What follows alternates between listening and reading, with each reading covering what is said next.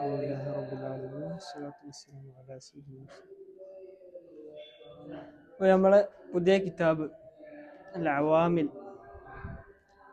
അവാമിലുൽ ബിർക്കിവി നഹ്വിലെ പ്രധാനപ്പെട്ട പ്രാഥമിക കിതാബാണ്. എല്ലാവരും നഹ്വ് തുടങ്ങുമ്പോൾ നഹ്വിൻ്റെ തുടക്കത്തിൽ ആദ്യമായിട്ട് പഠിക്കുന്ന കിതാബ്. അപ്പോൾ നമുക്ക് പരിചയമുള്ള ഒരു അവാമിലുണ്ട്. ആരത്? മഹാനായ ഇമാം സയ്യിദ് ഷരീഫ് അൽ ജുർജാനി റഹിമഹുല്ല. ജുർജാനി ഇമാമിൻ്റെ അവാമിൽ. അതേപോലെ അവാമിലുകൾ ആമിലുകൾ വിശദീകരിക്കുന്ന നഹ്വിലെ പ്രധാനപ്പെട്ട മറ്റൊരു ഗ്രന്ഥം. അതേ ആമിലുകൾ തന്നെ വിശദീകരിക്കുന്ന ഗ്രന്ഥമാണ് മഹാനായ ഇമാം മുഹയ്യിദ്ദീൻ മുഹമ്മദ് ബിൻ ബീർ അലി അൽ ബിർക്കിവി. അതാണ് അദ്ദേഹത്തിൻ്റെ പൂർണ്ണ പേര്, മുഹമ്മദ് ബിൻ ബീർ അലി അൽ ബിർക്കിവി. അദ്ദേഹത്തിൻ്റെ ഗ്രന്ഥമാണിത്. അൽ അവാമിൽ തന്നെ പേര്, അൽ അവാമിലുൽ ബിർക്കിവി. അപ്പോൾ നഹ്വ് എന്ന് പറഞ്ഞാൽ അറിയാലോ, നഹ്വിലെ പ്രാഥമിക ഗ്രന്ഥം ആയതുകൊണ്ട് തന്നെ നഹ്വ് അതിൻ്റെ പ്രാധാന്യം നമ്മൾ ആദ്യം മനസ്സിലാക്കണം. ഏത് ഇൽമിനും ആവശ്യമുള്ളതാണ് നഹ്വ്. നഹ്വില്ലെങ്കിൽ ഒരാൾക്ക് ഒരു ആലിമിന് മുന്നോട്ട് പോകാൻ സാധിക്കില്ല. നഹ്വിനെ പറ്റി ഇമാമിങ്ങളൊക്കെ പറഞ്ഞത് അറിയാം. തുഹ്ഫത്തുൽ വർദിയ, അതിൻ്റെ മുസന്നിഫ് മഹാനായ ഉമറുൽ വർദി റഹിമഹുല്ല അതിൻ്റെ തുടക്കത്തിൽ തന്നെ പറയുന്നുണ്ട്, وبعد فالجاهل بالنحو احتقر إذ كل علم فإليه يفتقر. فالجاهل بالنحو, നഹ്വ് അറിയാത്ത ആള്, നഹ്വിനെ കൊണ്ട് അറിയാത്ത ആൾ, നഹ്വ് അറിയാത്ത ആള് ഉഹ്തുഖിറ, നിന്ദ്യനാക്കപ്പെടുന്നു. നിന്ദ്യനാക്കപ്പെടുക എന്ന് പറഞ്ഞാൽ സമൂഹത്തിൽ ഒരു വില ഉണ്ടാവില്ല ആർക്ക്? നഹ്വ് അറിയാത്ത ആൾക്ക്. കാരണം ഇദ് കുല്ലു ഇൽമിൻ ഫഇലൈഹി യഫ്തഖിർ, എല്ലാ ഇൽമും, ഫിഖ് ആയാലും ഹദീസ് ആയാലും തഫ്സീർ ആയാലും തുടങ്ങി എന്തൊക്കെ ഇൽമുണ്ടോ ശർഈയ ഇൽമുകളൊക്കെ നഹ്വിലേക്ക് ആവശ്യമുള്ളതാണ്. അതുകൊണ്ട് നഹ്വ് അറിയാത്ത ആൾക്ക് മറ്റുള്ളതൊന്നും അറിയില്ല. അപ്പോൾ അതുകൊണ്ട് തന്നെ അവൻക്ക് സമൂഹത്തിൽ വില ഉണ്ടാവില്ല. സമൂഹത്തിനിടയിൽ ഉഹ്തുഖിറ, അവൻ നിന്ദ്യനാക്കപ്പെടുന്നതാണ് മഹാനായ ഉമറുൽ വർദി റഹിമഹുല്ല പറഞ്ഞത്. ഇങ്ങനെ എല്ലാ മഹാന്മാരായ ഇമാമിങ്ങളും നഹ്വിൻ്റെ പ്രാധാന്യം നമുക്ക് പറഞ്ഞു തരുന്നതായി കാണാം. അപ്പോൾ നഹ്വിൻ്റെ ആ ഇൽമിൻ്റെ തുടക്കം മഹാനായ ഇമാം അമീറുൽ മുഅ്മിനീൻ അലി ഇബ്നു അബി ത്വാലിബ് റളിയല്ലാഹു അൻഹുവിന്റെ കാലത്താണ് തുടങ്ങിയത്. അദ്ദേഹമാണ് നഹ്വിന് തുടക്കം കുറിച്ചത്. ഉൻഹു നഹ്വ ഹാദാ എന്ന് പറഞ്ഞിട്ട് അദ്ദേഹം നഹ്വിൻ്റെ ആദ്യ മസലകൾ തുടങ്ങി കൊടുത്തു. അതായത് ആളുകൾ ഖുർആനിൽ തെറ്റ് ഓതാൻ തുടങ്ങിയപ്പോൾ, അക്ഷരങ്ങൾ ഹർക്കത്തുകൾക്ക് തെറ്റ് വരാൻ തുടങ്ങിയപ്പോൾ ആളുകൾക്ക് നഹ്വ് പഠിപ്പിച്ചു കൊടുക്കണം. ഖുർആൻ തെറ്റ് വരാൻ പാടില്ല, തെറ്റുകൂടാതെ ഓതാൻ സാധിക്കണം എന്ന് മനസ്സിലാക്കി അദ്ദേഹമാണ് നഹ്വിൻ്റെ തുടക്കം കുറിച്ചത്. ഇൽമിന് ആദ്യം 1-2 മസലകൾ അദ്ദേഹം പറഞ്ഞു കൊടുത്തിട്ട് ഉൻഹു നഹ്വ ഹാദാ എന്ന് പറഞ്ഞു. അങ്ങനെയാണ് ഈ കിതാബിന് നഹ്വ് എന്ന്, ഈ ഇൽമിന് നഹ്വ് എന്ന് പേര് വന്നത്, ഇൽമുൻ നഹ്വ്. അപ്പോൾ മഹാനായ ഇമാം അലി ഇബ്നു അബി ത്വാലിബ് റഹിമഹുല്ലാന്റെ കാലത്താണ് ഇത് തുടങ്ങിയത്, ഇൽമുൻ നഹ്വ്.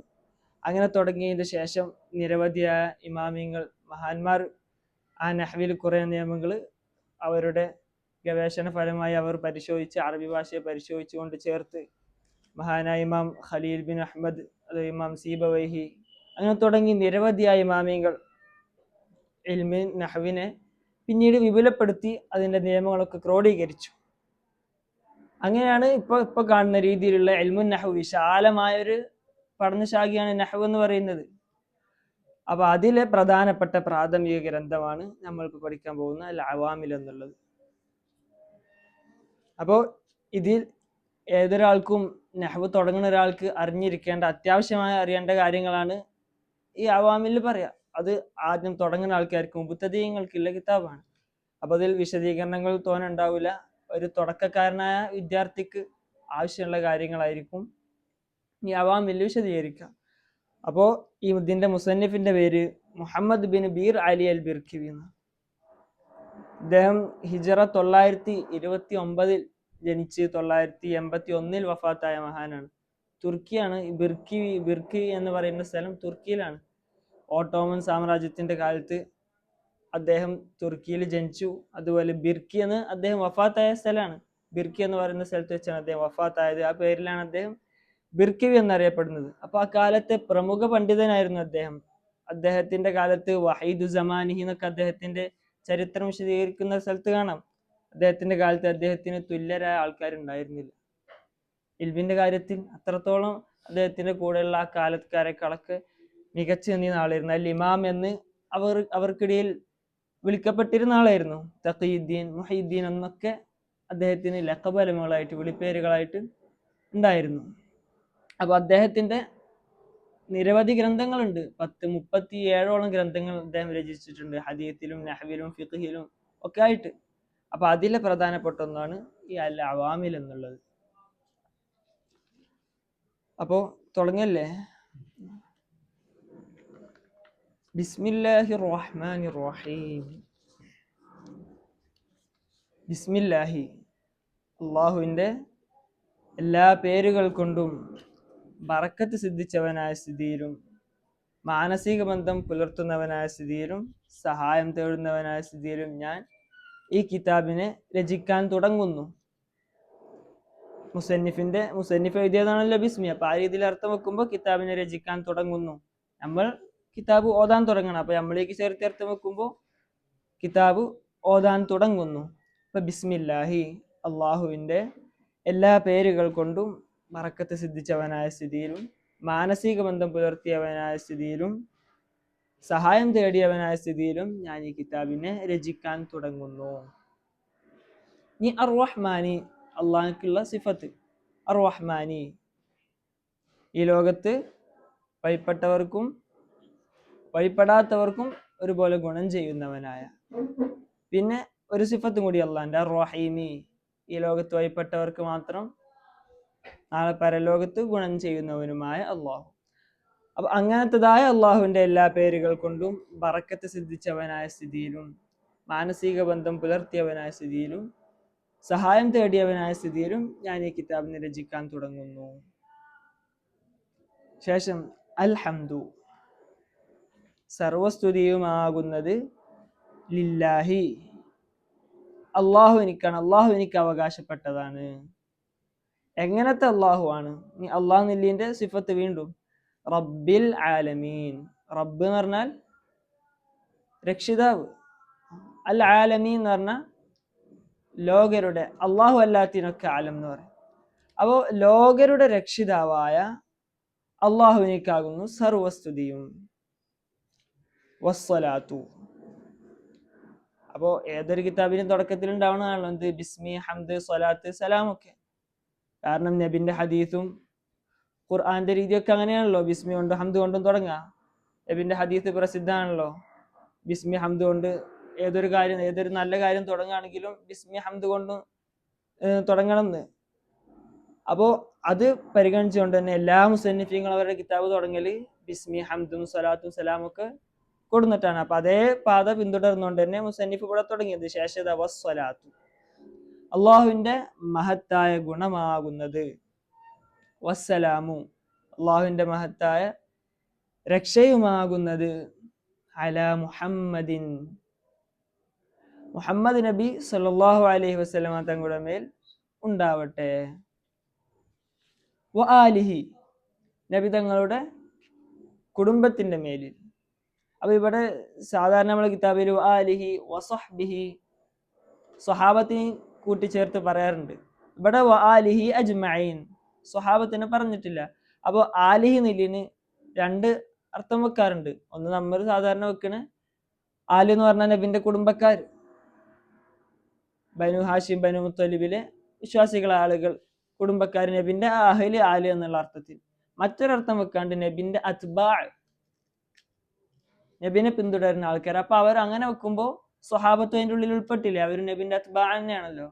അപ്പൊ പിന്നെ അസ്ഹാബ് എന്ന് പിന്നെ കൂട്ടേണ്ട ആവശ്യമില്ല, ശേഷം അത്ഫീദ് പറയേണ്ട ആവശ്യമില്ല. അങ്ങനെ ഇതിന്റെ ഷറഹിലൊക്കെ അതുകൊണ്ടാണ് ആലിഹി എന്ന് മാത്രം ചുരുക്കിയതെന്ന് ഇതിന്റെ ഷറഹിലൊക്കെ പറയുന്നുണ്ട്. അപ്പൊ ഇതിനും കുറെ ഷറഹുകളുണ്ട്. ഈ ബിർക്കിവി, അവാമിൽ ബിർക്കിവിക്കും കുറെ ഷറഹുകളുണ്ട്. അതിൽ പ്രധാനപ്പെട്ട ഒരു ഷറഹാണ് തുഹ്ഫത്തുൽ ഇഖ്വാൻ എന്ന പേരിലുള്ള ഒരു ഷറഹ്. അതേപോലെ ഷറഹുൽ ഇസാം, ഇസാമുദ്ദീൻ എന്ന ഷെയ്ഖ് ഇസാമുദ്ദീൻ എന്നവരുടെ ഷറഹുൽ ഇസാം എന്ന് പറയുന്ന ഒരു ഷറഹ്, അതേപോലെ തുഹ്ഫത്തുൽ ഇഖ്വാൻ എന്ന് പറയുന്ന ഒരു ഷറഹ്, തുടങ്ങി നിരവധി ഷറഹുകൾ ഈ അവാമിൽ ബിർക്കിവിക്കുണ്ട്. അപ്പൊ അതിൽ തുഹ്ഫത്തുൽ ഇഖ്വാനിൽ പറയുന്നുണ്ട് ഈ ആലിഹി എന്ന് മാത്രം ചുരുക്കിയത്, വസ്വഹ്ബിഹി എന്ന് പറയാതെ ആലിഹി എന്ന് മാത്രം പറഞ്ഞത്. ഇവിടെ ആലിഹിക്ക് അർത്ഥം അത്ബാ എന്നാണ്, നബിന്റെ അത്ബാ. അപ്പൊ അങ്ങനെ ആകുമ്പോൾ കുടുംബക്കാരും അല്ലാത്ത അസ്ഹാബും ഒക്കെ പെട്ടു. മനസ്സിലായില്ലേ? അപ്പൊ അതുകൊണ്ടാണ് വ ആലിഹി, നബിന്റെ അത്ബാഇന്റെ മേലിലും ഉണ്ടാവട്ടെ. അജ്മഈൻ, അജ്മഈന്റെ അർത്ഥം എന്താ? ഈ പറയപ്പെട്ട എല്ലാവരുടെ മേലും ഉണ്ടാവട്ടെ. ഒന്നുകൂടി തഅ്കീദ് ചെയ്തുകൊണ്ട് പറയാണ്, നബിന്റെ മേലും അവിടുത്തെ അത്ബാഇന്റെ മേലും ഒക്കെ ഉണ്ടാവട്ടെ. ഇനി മൂപ്പര് വിഷയം തുടങ്ങാണ്. ഇപ്പൊ മുഖദ്ദിമ കഴിഞ്ഞതിന് ശേഷം വിഷയത്തേക്ക് കടക്കുകയാണ്. ഇപ്പോ വബഅദു എന്ന് പറഞ്ഞാൽ ബിസ്മി, ഹംദ്, സ്വലാത്ത്, സലാം എന്നിവയ്ക്ക് ശേഷം വല്ലതുമുണ്ടെങ്കിൽ ഞാൻ പറയുന്നു. ഇത് വബഅദു എന്ന് മാത്രം കിട്ടിയ അർത്ഥമല്ല. വബഅദുവിന്റെ മുമ്പ് കുറെ ഉണ്ട്, അതിന്റെ ചുരുക്കി ചുരുക്കി ചുരുക്കി വന്നതാണ്. എന്ത് വബഅദു? മഹ്മായക്കും മിൻ ഷൈഇൻ ബഅദു എന്നാണ്. അതിനെ ചുരുക്കിയിട്ടാണ് വബഅദു ആക്കിയത്. ആ മഹ്മായക്കും മിൻ ഷൈഇൻ എന്നുള്ളതിന്റെ ചുരുക്കായിട്ടാണ് അമ്മ ഉണ്ടാവുക. അമ്മ ബഅദു എന്നാണ് സാധാരണ ഉണ്ടാവുക. ആ അമ്മന്റെ ചുരുക്കിയിട്ട് അമ്മന്റെ പകരം വരുന്നതാണ് വബഅദു. ചില സ്ഥലത്ത് അമ്മ ബഅദു എന്ന് കണ്ടിട്ടില്ലേ? അപ്പൊ അമ്മ ബഅദു മഹ്മായക്കും മിൻ ഷൈഇൻ എന്നുള്ളതിന്റെ പകരം കൊടുക്കുന്നതാണ് അമ്മ. ആ അമ്മയെ തൊട്ട് പകരം വരുന്നതാണ് വബഅദു എന്നുള്ളത്തെ അപ്പൊ അങ്ങനെയാണ് ഇപ്പൊ ഇത്രയും അർത്ഥം കിട്ടിയത്. ഏത്? ബിസ്മി, ഹംദ്, സ്വലാത്ത്, സലാം എന്നിവയ്ക്ക് ശേഷം വല്ലതുമുണ്ടെങ്കിൽ ഞാൻ പറയുന്നു. മുമ്പ് ഹംദും സ്വലാത്തും ബിസ്മിയും ഒക്കെ പറഞ്ഞില്ലേ? അപ്പൊ അതിന്റെയൊക്കെ ശേഷം വല്ലതുമുണ്ടെങ്കിൽ ഞാൻ പറയുന്നു. എന്താ പറയണത്? ഫഅലം. അതിന്റെ അടിയിൽ ഒരു അഖൂലുന്ന് കളയപ്പെട്ടിരിക്കുന്നു. ഇപ്പൊ നമ്മൾ എന്താ അർത്ഥം വെച്ചത്? വല്ലതുമുണ്ടെങ്കിൽ ഞാൻ പറയുന്നു എന്നല്ലേ? ആ പറയുന്നു എവിടുന്ന് കിട്ടിയത്? അവിടെ ഫഅഖൂലു എന്നുണ്ട്. ഫഅഖൂലു ഇഅലം, ആ അഖൂലു കളയപ്പെട്ടതാണ്. ഇപ്പൊ ഫഅലം, നീ അറിയ്, നീ മനസ്സിലാക്ക്. വിദ്യാർത്ഥികളൊന്ന് ഉണർത്താൻ വേണ്ടിയിട്ട്, ഇതൊക്കെ ക്ഷണിക്കാൻ വേണ്ടിയിട്ട് മൂപ്പര് ഇഅലം, നീ അറിയ്, എന്നിട്ട് കാര്യം വിശദീകരിക്കുകയാണ്. ആദ്യം തന്നെ മൂപ്പര് പറയണത്, ഇത് ഈ ആമിലുകൾ ഇത് അറിയാന്നുള്ളത് ഏതൊരാൾക്കും അത്യാവശ്യമാണ്. ഒരു നഹ്വ് പഠിക്കണ, ഇൽമ് പഠിക്കണ ഒരാൾക്ക് അത് ഒഴിച്ചുകൂടാനാവാത്തതാണ്. അവാമിൽ നമുക്കറിയാം, മഹാന ഇമാം ജുർജാനി ഇമാമിന്റെ അവാമിൽ അതിലെന്താ 100 ആമിലുകളാണ് വിശദീകരിക്കുന്നത്. അപ്പൊ അതേ റൂട്ടിൽ തന്നെ അതിൽ നിന്ന് ചെറിയ വ്യത്യാസങ്ങൾ ഉണ്ടാവും ഈ അവാമിലുൽ ബിർക്കിവിയിൽ. അതേ കാര്യങ്ങൾ തന്നെയാണ് വിശദീകരിക്കുന്നത് ആമിലുകളെ, പക്ഷെ അദ്ദേഹം തഖ്സീം ചെയ്ത ഓർഡറുകൾ വ്യത്യാസം ഉണ്ടാവും. അപ്പോ ആ 100 കാര്യങ്ങൾ ഏതൊരാൾക്കും, ഒരു ഇറാബ് അറിയണ്ട അല്ലെങ്കിൽ ഇൽമുൻ നഹ്വ് അറിയാൻ ഉദ്ദേശിക്കുന്ന ഏതൊരാൾക്കും അത് അത്യാവശ്യമാണ്, അത് ഒഴിച്ചുകൂടാൻ പറ്റൂല എന്ന് പറയാണ്. അന്നഹു ഇഅലം അന്നഹു, തീർച്ചയായും കാര്യം, ലാബുദ്ദ എന്ന് പറഞ്ഞാൽ കൂടാതെ കഴിയില്ല. അങ്ങനെ പറഞ്ഞാൽ ഈ ബുദ്ധക്ക് എന്താ അർത്ഥം? ബുദ്ധ എന്നുള്ളതിന്റെ പദത്തിന്റെ അർത്ഥം എന്താ? ലാ എന്ന് പറഞ്ഞാൽ ഇല്ല അല്ലെ? ബുദ്ധ എന്ന് പറഞ്ഞാൽ കൂടാതെ. നമ്മൾ അതിന്റെ മൊത്തം ആകെ ചുരുക്കി അർത്ഥം വെക്കണാണ്. ഒന്ന് ലാ ബുദ്ധ പറഞ്ഞാൽ ലാ ഹിനൻ അല്ലെങ്കിൽ ലാ ഫുർഖത്ത. ഹിന എന്ന് പറഞ്ഞാൽ ഐശ്വര്യം, ആവശ്യം തീരൽ. അപ്പൊ ലാ ഹിനൻ, ആവശ്യം തീരലേ ഇല്ല, അല്ലെങ്കിൽ വേർപിരിയലേ ഇല്ല. ഫുർഖത്ത് അതായത് വേർപിരിയലില്ല അല്ലെങ്കിൽ ആവശ്യം തീരലില്ല എന്ന് പറഞ്ഞാൽ എന്താ? അത്യാവശ്യമാണ്, എന്തായാലും വേണം അല്ലേ? അതല്ലേ അതിന്റെ അർത്ഥം. വേർപിരിയലില്ല അല്ലെങ്കിൽ ആവശ്യം തീരൽ ഇല്ല എന്ന് പറഞ്ഞാൽ ഇത് വളരെ അത്യാവശ്യമാണ്, ഒഴിച്ചുകൂടാനാവാത്തതാണ് എന്നല്ലേ? ആ ഒരു അർത്ഥമാണ് നമ്മൾ കൂടാതെ കഴിയൂല എന്ന് വെക്കുന്നത്, ചുരുക്കി വെക്കുന്നത്. അപ്പൊ ലാ ബുദ്ധ, ആവശ്യം തീരലേ ഇല്ല, അല്ലെങ്കിൽ ഒഴിവാക്കലേ, വേർപിരിയലേ ഇല്ല. അങ്ങനെയാണ് നമ്മൾ കൂടാതെ കഴിയില്ല എന്ന് ചുരുക്കി അർത്ഥം വെക്കണത്. മനസ്സിലായോ? ആർക്ക് കൂടാതെ കഴിയില്ല, ആർക്ക് ഒഴിച്ചു കൂടാൻ പറ്റൂല? ലികുല്ലി ത്വാലിബി മഅരിഫത്തിൽ ഇഅറാബി. എങ്ങനെ? ലികുല്ലി ത്വാലിബി മഅരിഫത്തിൽ ഇഅറാബി. അപ്പൊ അർത്ഥം വെച്ചാൽ, വേക്ക് നിങ്ങോട്ട് വെച്ചാൽ, ഇഅറാബിന്റെ അറിവ്, മഅരിഫത്ത് പറഞ്ഞാൽ അറിവ്. അപ്പൊ ഇഅറാബിനെ ആ ഇഅറാബിന്റെ അറിവിനെ തേടുന്ന ഒരാൾക്ക്, ത്വാലിബിനിക്ക്, ഏത് ത്വാലിബിനിക്കും, കുല്ലു ത്വാലിബ് എന്ന് പറഞ്ഞത്. അപ്പൊ ഇഅറാബിന്റെ അറിവിനെ തേടുന്ന ഏതൊരു ത്വാലിബിനിക്കും, തേടുന്ന ഏതൊരാൾക്കും കൂടാതെ കഴിയില്ല, അത്യാവശ്യമാണ്, ഒഴിച്ചു കൂടാൻ പറ്റൂല. എന്താണ്, എന്തിനെ തൊട്ടാണ് ആവശ്യം തീരാത്തതെന്ന് ശേഷം പറയും. അപ്പൊ ഇവിടെ ത്വാലിബി മഅരിഫത്തിൽ ഇഅറാബി എന്നാണ് നമ്മൾ വായിച്ചത്. അവിടെ 2 കോലത്തിൽ വായിക്കാം. നമ്മൾ വായിച്ചത് ലികുല്ലി ത്വാലിബി മഅരിഫത്തിൽ ഇഅറാബി. അവിടെ എന്തും വായിക്കാം, ത്വാലിബിൻ മഅരിഫത്തൽ ഇഅറാബി. നെസ്ബ് കൊടുത്തിട്ട്, നമ്മൾ മാരിഫത്തി നിലിന് കസറല്ലേ ജറല്ലേ കൊടുത്തത്, അവിടെ നെസ്ബ് കൊടുത്തിട്ടും വായിക്കാം. അത് ഇതിന്റെ ഷറഹിൽ ശാരിഹങ്ങളൊക്കെ വിശദീകരിക്കുന്നുണ്ട്. തുഹ്ഫത്തുൽ ഇഖ്വാനിൽ ആ ശാരിയെ വിശദീകരിക്കുന്നുണ്ട്. എങ്ങനെയാണ് നമ്മൾ ഇളാഫത്ത് ചെയ്തിട്ടാണ് വായിച്ചതല്ലേ, ത്വാലിബി മാരിഫത്തിൽ ഇഅറാബി, ത്വാലിബിനെ മാരിഫത്തിക്ക് ഇളാഫത്ത് ചെയ്തിട്ട്. ഇനി നെസ്ബ് കൊടുത്തിട്ട് എങ്ങനെ വായിക്കുക, ത്വാലിബിൻ മാരിഫത്ത. ഈ ത്വാലിബ് എന്നുള്ളതിന്റെ മഫ്ഊലായിട്ട്, മഫ്ഊലിന്റെ ഇഅറാബ് നെസ്ബ്, അപ്പൊ നെസ്ബ് കൊടുത്തിട്ട് വായിക്കാം. അപ്പൊ അർത്ഥം രണ്ടും ഒന്ന് തന്നെ കിട്ടുക, രണ്ടും വായിച്ചാലും. ഇപ്പൊ രണ്ട് കോലത്തിൽ വായിക്കാം. ലികുല്ലി ത്വാലിബി മഅരിഫത്തിൽ ഇഅറാബി എന്ന് ഇളാഫത്ത് ചെയ്തിട്ട്, അല്ലെങ്കിൽ ലികുല്ലി ത്വാലിബിൻ മഅരിഫത്തൽ ഇഅറാബി. അർത്ഥം ഒന്ന് തന്നെ. ഇഅറാബിന്റെ അറിവിനെ തേടുന്ന ഏതൊരാൾക്കും അത്യാവശ്യമാണ്, ഒഴിച്ചുകൂടാൻ കഴിയില്ല. എന്തിനെ തൊട്ട് ഒഴിച്ചുകൂടാൻ കഴിയില്ല? മിൻ മഅരിഫത്തി മിഅത്തി ഷൈഇൻ. മിഅത്ത് എന്ന് പറഞ്ഞാൽ 100, മിഅത്ത് ഷൈ എന്ന് പറഞ്ഞാൽ 100 വസ്തുക്കൾ. അപ്പൊ 100 വസ്തുക്കളെ അറിയലിനെ തൊട്ട്, ബാക്കിൽ നിന്ന് ഇങ്ങോട്ട് അർത്ഥം വെച്ചാൽ അങ്ങനെ കിട്ടൂലേ, മിൻ മഅരിഫത്തി മിഅത്തി ഷൈഇൻ, 100 വസ്തുക്കളെ അറിയലിനെ തൊട്ട് കൂടാതെ കഴിയില്ല, ആവശ്യം തീരൽ ഇല്ല.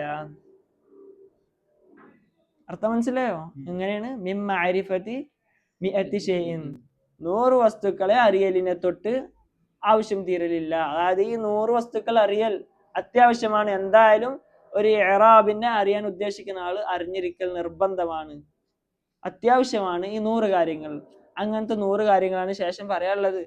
നമ്മൾ അവാമിലുൽ ജുർജാനിയിൽ പഠിക്കുന്ന 100 ആമിലുകൾ ഉണ്ടല്ലോ, ആ 100 ആമിലുകൾ, അതാണ് 100 കാര്യങ്ങൾ ഉദ്ദേശിച്ചത്. പക്ഷെ ഇവിടെ മുസന്നിഫ് മുഹമ്മദ് ബിൻ ബീർ അലി അൽ ബിർക്കിവി അതിനെ തഖ്സീം ചെയ്യുന്ന ഓർഡർ വ്യത്യാസമുണ്ട്, ഓഹരിയാക്കുന്നത് വ്യത്യാസമുണ്ട്. നമ്മൾ മറ്റേ അവാമിലുള്ള അതേ ഓർഡറിലല്ല, ചെറിയ വ്യത്യാസമുണ്ട്. പക്ഷെ ആ 100 അതേ ഓർഡറിലുള്ള 100 കാര്യങ്ങളാണ് ഇവിടെയും പറയാനുള്ളത്. അപ്പോൾ എന്താ പറഞ്ഞത്, ഈ 100 കാര്യങ്ങൾ ഇഅറാബ് അറിയാൻ ഉദ്ദേശിക്കുന്ന ഒരാൾക്ക് ഒഴിച്ചുകൂടാൻ പറ്റൂല, അത്യാവശ്യമാണ്. മനസ്സിലായോ? ഇനി ആ എണ്ണങ്ങൾ ഏതൊക്കെയാണ്, 100 എണ്ണം ഒന്ന് ചുരുക്കി വിശദീകരിക്കുകയാണ്. ഓരോന്നിന്റെ വിശദീകരണം ശേഷം വരുന്നുള്ളൂ. പക്ഷെ അതിന്റെ മുമ്പ് മുപ്പര് മുജ്മലായ നിരക്ക് ഒന്ന് പറഞ്ഞു തരാണ്, എങ്ങനെയൊക്കെയാണ് ഇത്ര എണ്ണം ഇതിന്, ഇത്ര എണ്ണം ഇതിന്, ഇത്ര എണ്ണം ഇതിന് എന്ന് പറഞ്ഞിട്ട് എണ്ണ ആക്കിയിട്ട് ക്ലിപ്താക്കിയിട്ട് വിശദീകരിച്ചു തരാണ് ആ 100 എണ്ണത്തിന്. ആ 100 എണ്ണം എങ്ങനെയൊക്കെയാണ് എന്ന് ക്ലിപ്താക്കി തരാണ്. ശേഷം ഓരോ ബാബ് ഇട്ടിട്ട് അതിന്റെ അടിയിൽ ഫസ്ലൊക്കെ ആക്കിയിട്ട് അദ്ദേഹം അത് വിശദീകരിക്കുന്നുണ്ട്, വിശാലമായിട്ട് പറയുന്നുണ്ട്. അപ്പോ 100 എണ്ണത്തില് ആദ്യത്തെ ഓഹരി സിത്തൂന. സിത്തൂന എന്ന് പറഞ്ഞാൽ 60. സിത്തൂന മിൻഹ, അതിൽ നിന്ന് പറഞ്ഞാൽ ആ 100 എണ്ണത്തിൽ നിന്ന്, 100 വസ്തുക്കൾ ഉണ്ടെന്ന് പറഞ്ഞല്ലോ, ആ 100 എണ്ണത്തിൽ നിന്ന് 60 എണ്ണമാവുന്നത്, ഈ 100 എണ്ണത്തിൽ നിന്നുള്ള 60 എണ്ണമാവുന്നത് തുസമ്മ, അതിന് പേര് പറയപ്പെടും. എന്ത്? ആമിലൻ. എന്താ പേര്? ആമിലൻ. ആമിൽ എന്ന് പേര് പറയപ്പെടും. അപ്പൊ ആമിൽ എന്ന് പറയണ എത്ര എണ്ണം ഉണ്ട്? 60 എണ്ണം. ഇനി എത്ര ബാക്കിയുണ്ട്? 40. അപ്പൊ ഇനി അത് ഏതൊക്കെയാന്ന് ശേഷം വിശദീകരിക്കും, അതിന് ഓഹരിയാക്കും. അപ്പൊ ആദ്യത്തെ ഓഹരി ഏതാ? ആമില്. അതിന് എത്ര എണ്ണം ഉണ്ടെന്ന് പറഞ്ഞത്? സിത്തൂന, 60 എണ്ണം. അപ്പൊ സിത്തൂന മിൻഹ, ആ 100 എണ്ണത്തിൽ നിന്ന് 60 എണ്ണമാവുന്നത് തുസമ്മ, അവകൾക്ക് പേര് പറയപ്പെടുന്നതാണ് ആമിലൻ. എന്താണ് പേര്? ആമിലൻ. ആമിൽ എന്ന് പേര് പറയപ്പെടുന്നതാണ്. ആ 60 എണ്ണം ഏതാണ്, 60 ആമിലുകൾ ഏതാന്ന് ശേഷം വിശദീകരിക്കും. അതിന്റെ ബാബും ഫസ്ലൊക്കെ ആക്കിയിട്ട് ഓരോ നൗകളായിട്ട് വിശദീകരിച്ച് പറയുന്നുണ്ട് ശേഷം. അതിന്റെ മുമ്പ് ഇതൊന്ന് ചുരുക്കി പറഞ്ഞു തരാണ്. അപ്പൊ ആദ്യത്തെ 60 എണ്ണം ആമിൽ എന്ന പേര്. ഇനി 40 ബാക്കിയുണ്ട്. അതിൽ വസലാസൂന മിൻഹ, വസലാസൂന, സലാസൂന എന്ന് പറഞ്ഞാൽ 30. വസലാസൂന മിൻഹ, ആ 100 എണ്ണത്തിൽ നിന്നുള്ള 30 എണ്ണമാവുന്നത് തുസമ്മ, അതിന് പേര് പറയപ്പെടുന്നതാണ്. എന്താണ് പേര്? മഅമൂലൻ. മഅമൂൽ എന്ന പേര്. അപ്പൊ ആമിൽ മഅമൂൽ, ഇതെന്താ വ്യത്യാസം? ആമിൽ എന്നുള്ളത് ഇസ്മു ഫാഇൽ, മഅമൂൽ ഇസ്മു മഫ്ഊൽ. അപ്പൊ ആമിലാവുമ്പോ അമൽ ചെയ്യണ ആള്, മഅമൂലാവുമ്പോ ചെയ്യപ്പെട്ട വസ്തു. അപ്പോ ഒന്നാമത്തെ 60 എണ്ണം, ആദ്യത്തെ 60 എണ്ണം ആമില്, പിന്നെയുള്ള 30 എണ്ണം അതിന്റെ പേര് മഅമൂൽ. ഇനി എത്ര എണ്ണം ബാക്കിയുണ്ട്? 10 എണ്ണം ബാക്കിയുണ്ട്. അപ്പൊ അതാണ് വഅശറത്തും മിൻഹ, ആ 100 നിന്നുള്ള 10 തുസമ്മ, അതിന് പേര് പറയപ്പെടുന്നതാണ്. എന്താ പേര്? അമലൻ. അമൽ എന്ന് പേര് പറയപ്പെടുന്നതാണ്. വ ഇഅറാബൻ, ഇഅറാബ് എന്നും. അതായത് അമൽ എന്നുള്ള അതേ അർത്ഥം തന്നെയാണ് ഏത് ഇഅറാബ് എന്നുള്ളതിനും. അപ്പൊ അത്ഫ് തഫ്സീർ എന്ന് പറയും അതിന്. ഒരേ ആ പദത്തിന്റെ അതേ അർത്ഥം തന്നെ ആയിരിക്കും, അതിന് ഒന്നുകൂടി വ്യക്തമാക്കാൻ വേണ്ടി, വിശദീകരിക്കാൻ വേണ്ടിയിട്ട് അതേ അർത്ഥമുള്ള ഒരു പദം കൂടിയും കൊണ്ടുവരും. അപ്പൊ അതാണ് ഇവിടെ അത്ഫ് തഫ്സീറാണ് ഈ ഇഅറാബ് എന്നുള്ളത്. വ ഇഅറാബ് എന്ന് അത്ഫ് ഇത് പറഞ്ഞല്ലോ, അത് അത്ഫ് തഫ്സീറാണ്. ഷറഹില് തുഹ്ഫത്തുൽ ഇഖ്വാൻ ഇതിന്റെ ഷറഹില് പറയുന്നുണ്ട്. അപ്പൊ അതേ അർത്ഥം തന്നെ അമല് എന്നുള്ള അതേ അർത്ഥം തന്നെയാണ് ഇഅറാബ് എന്നുള്ളതിനും. ഇപ്പൊ മൂന്നാമത്തെ ഖിസ്മിന്റെ പേരെന്താ പറഞ്ഞത്? അമൽ. എത്ര എണ്ണം ഉണ്ടായില്? 10 അല്ലേ? അപ്പോ അതിൽ നിന്നുള്ള 10 പേര് അമലൻ വ ഇഅറാബൻ. അമൽ എന്നാണ് പേര്. ഇഅറാബ് എന്ന് പറഞ്ഞാൽ അതേ അർത്ഥം തന്നെ, അതിനൊന്നുകൂടി വിശദീകരിക്കാൻ വേണ്ടി അത്ഫ് തഫ്സീറായിട്ട് കൂടുന്നതാണ് ഇഅറാബ് എന്നുള്ളത്. അപ്പൊ 100ആയി. 60ഉം 30ഉം 10ഉം കൂട്ടിയ 100ആയി. അപ്പൊ 60 പേര് ആമില്, 30 മഅമൂല്, 10 അമൽ. അമൽ എന്ന് പറഞ്ഞാൽ അപ്പൊ എന്തൊക്കെയാണ് അർത്ഥം? ആദ്യത്തത് ഇസ്മു ഫായില് അല്ലേ, രണ്ടാമത്തത് ഇസ്മു മഫ്ഊല്, മൂന്നാമത്തത് അമൽ. അതിനെന്തായിരിക്കും അർത്ഥം? മസ്ദർ, ചെയ്യാന്നർത്ഥം. പക്ഷെ ഇവിടെ ഉദ്ദേശം ആ പണി ചെയ്യണ പണിക്കല്ല. അമൽ ചെയ്യുമ്പോൾ അവിടെ ഒരു പണി ഉണ്ടാവുമല്ലോ. അതായത് ഇവിടെ നമ്മൾ ഈ ഇഅറാബിനെ പറ്റിയാണ് ചർച്ച. അപ്പൊ ഇഅറാബ് ചെയ്യുമ്പോൾ അവിടെ ഒരു സംഭവം ഉണ്ടാവുമല്ലോ. പണി ചെയ്താൽ, ഒരു പണി അവിടെ നടന്നാൽ അവിടെ അതിന്റെ ഒരു അസർ കാണുമല്ലോ. അതിനാണ് ഇവിടെ അമൽ എന്ന് ഉദ്ദേശിക്കുന്നത്. മസ്തരിയായ ആ ചെയ്യാന്നുള്ള പ്രവൃത്തിയല്ല ഉദ്ദേശം. അപ്പൊ 100 കഴിഞ്ഞു അല്ലേ? 60 ആമില്, 30 മഅമൂല്, 10 അമൽ. ഇങ്ങനെ 100 എണ്ണാക്കി. ഇനി അത് ഓരോന്നും വിശദീകരിച്ചുകൊണ്ട് മൂപ്പര് ഫസ്ലുകളും ബാബുകളൊക്കെ ആക്കിയിട്ട് ഓരോന്നിനും വിശദീകരിക്കുന്നുണ്ട്. വേണ്ട തുടങ്ങണ തന്നെ എങ്ങനെയാണ്? ഫഉബയ്യിനു ലക, നിനക്ക് ഞാൻ വിശദീകരിച്ചു തരാം, വ്യക്തമാക്കി തരാം എന്ന് പറഞ്ഞിട്ടാണ് തുടങ്ങുന്നത്. അപ്പോ ആ 100 ചുരുക്കം മനസ്സിലായില്ലേ? എങ്ങനെയാണ്? ആമിലുകൾ 60, മഅമൂലുകൾ 30, പിന്നെ അമൽ എന്നുള്ള പേരിൽ 10. അത് ഇഅറാബ് എന്ന് പറയുന്ന സാധനം തന്നെയാണ് അമൽ.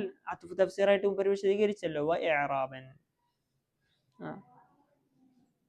അപ്പോ അവിടെ നിന്നോട്ടെ, ബാക്കിയുള്ളത് നാളെ എടുക്കാം. അപ്പോ ഈ പറഞ്ഞ കാര്യങ്ങൾ, ഈ 100 മൊത്തത്തിലുള്ളൊരു ചിത്രം നമ്മളെ മനസ്സിലുണ്ടാവണം. അതിനുള്ള ശേഷം വിശദീകരിക്കുന്നത്. അപ്പോൾ ഒരു ഇഅറാബിനെ അറിയാൻ ഉദ്ദേശിക്കുന്ന ആൾക്ക്, നഹ്വ് തുടങ്ങുന്ന ആൾക്ക് ഒഴിച്ചുകൂടാനാവാത്തത് എന്ന് പറഞ്ഞിട്ടാണ് ഇവർ തുടങ്ങിയത്. അപ്പൊ അതിന്റെ പ്രാധാന്യം നമ്മൾ മനസ്സിലാക്കണം. 100. അപ്പൊ ആ 100 മൊത്തം ചിത്രം നമ്മൾ മനസ്സിലുണ്ടാവണം. ഇതിന് ശേഷം ഓരോന്നും ഇവർ വിശദീകരിച്ച് തരും 100. ഇൻഷാ അല്ലാഹ് നിർത്താം.